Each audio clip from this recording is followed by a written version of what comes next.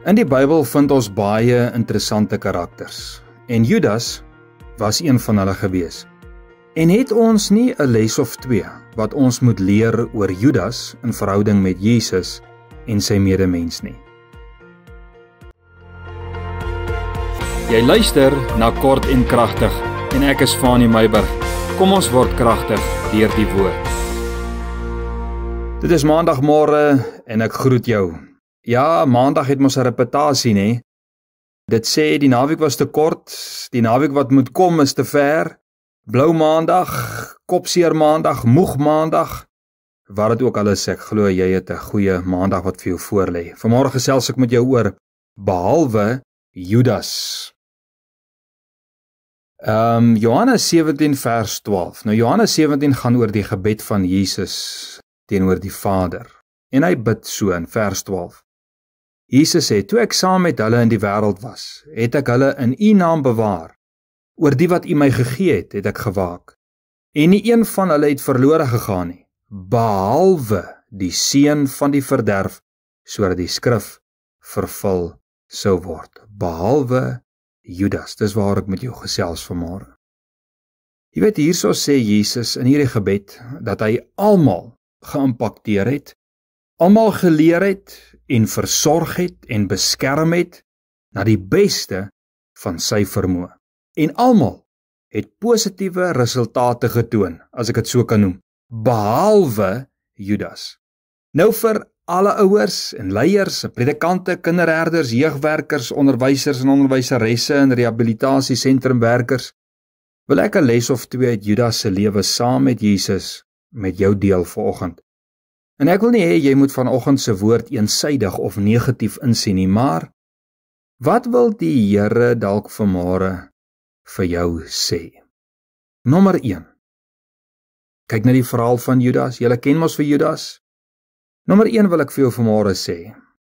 Nie alle effort wat 'n mens insit, lewer vrugte op nie. Nou wil ek hê jy moet kyk na jou huisgesin, kyk na jou kinders, kyk na die kinders wat by jou in die skool is, kyk na die mense wat in rehabilitasiesentrums wat inkom vir hulp.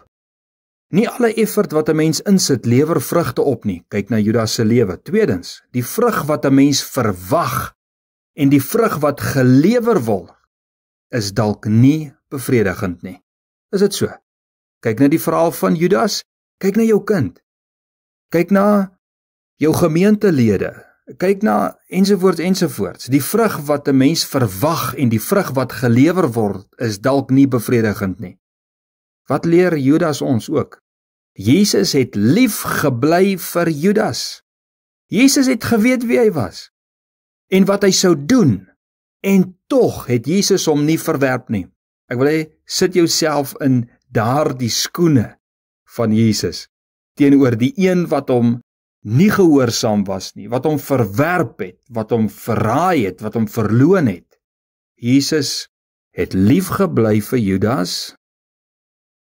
Kyk na jou eie kinders, kyk na die wat inkom onder jou sorg, kyk na jou gemeentelede. Jesus het lief gebly vir Judas.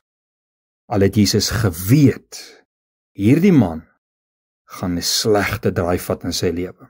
Vierdens, Jesus het aanhou belê in sy lewe, ten spyte van die feit dat Judas gaan droogmaak, dat hy nie gaan hoor nie, ongehoorsaam gaan wees, dat hy alles teen gaan draai wat Jesus hom geleer het, al die liefde wat Jesus in hom ingeploeg het Jesus aanhou belê in sy lewe. Onthou, ek het gesê ons gaan 'n les of twee leer vandag uit Judas en Jesus se lewe. Vyfdens, God het 'n gedagte oor iemand. Hy het 'n gedagte oor Judas gehad.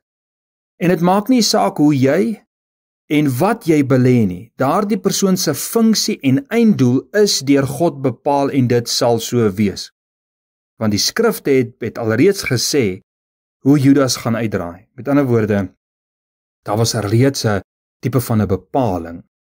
Maar God het 'n gedagte en dit maak nie saak hoe jy en wat jy belê nie. Daardie persoon se funksie, God se gedagte sal tot uitvoering kom.